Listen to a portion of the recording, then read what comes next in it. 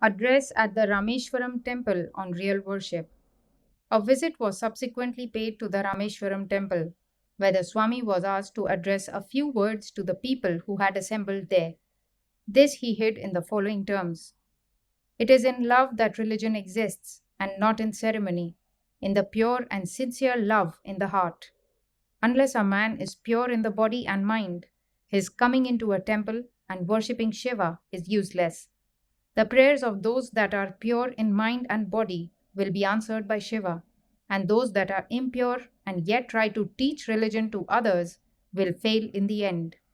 External worship is only a symbol of internal worship, but internal worship and purity are the real things. Without them, external worship would be of no avail. Therefore, you must all try to remember this.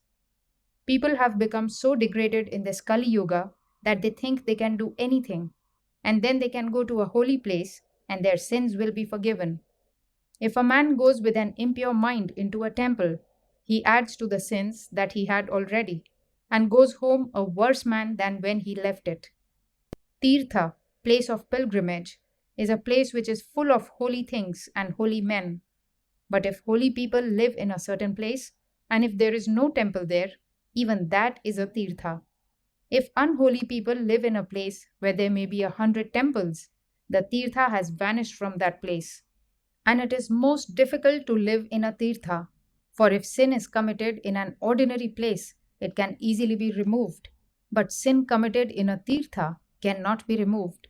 This is the gist of all worship: to be pure and to do good to others. He who sees Shiva in the poor, in the weak, and in the diseased really worships Shiva. And if he sees Shiva only in the image, his worship is but preliminary. He who has served and helped one poor man, seeing Shiva in him, without thinking of his caste or creed or race or anything, with him Shiva is more pleased than with the man who sees him only in temples. A rich man had a garden and 2 gardeners.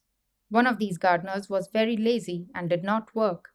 But when the owner came to the garden, the lazy man would get up and fold his arms and say, "How beautiful is the face of my master!"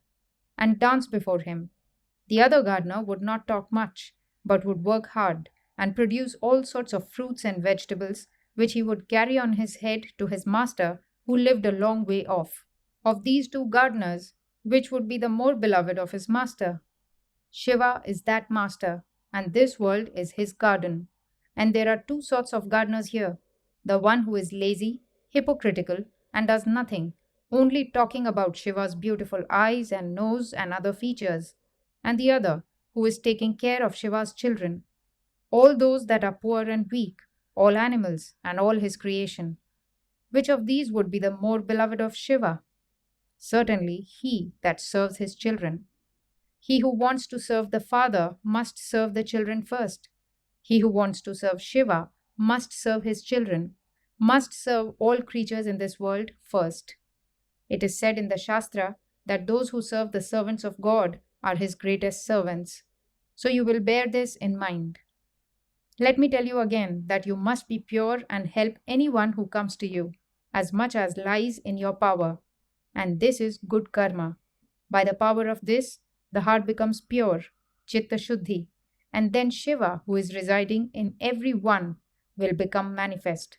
He is always in the heart of every one.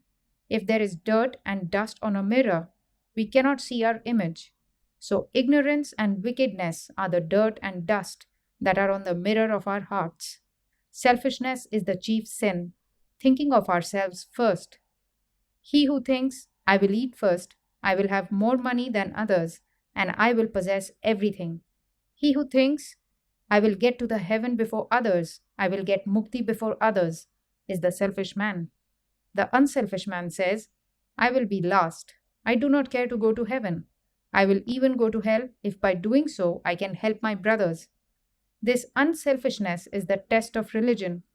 He who has more of this unselfishness is more spiritual and nearer to Shiva. Whether he is learned or ignorant, he is nearer to Shiva than anybody else, whether he knows it or not. And if a man is selfish, even though he has visited all the temples, seen all the places of pilgrimage, and painted himself like a leopard, he is still further off from Shiva.